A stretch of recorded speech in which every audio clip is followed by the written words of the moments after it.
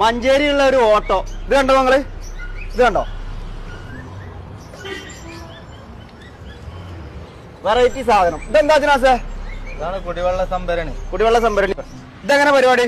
ഇതുപോലെ അയക്കുക. ആ, മേലെ ടോപ്പാണ് അല്ലേ? ടോപ്പാണ്. അടപ്പാണ് അല്ലേ?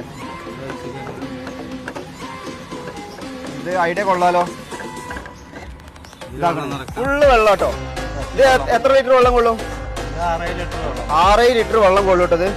പിന്നെ നമ്മൾ ഇതാക്കണേ, ഒരു സാധാ ടാപ്പ് വെച്ചിരിക്കുകയാണ്. അത് എംസിയിലിട്ടിട്ട് അല്ലേ? മൊത്തം അടിയിലൊരു ടോപ്പ് ഇട്ടിട്ടുണ്ട്. ഇത് എത്ര ഇഞ്ച് പൈപ്പ്? അത് 4 ഇഞ്ചോ?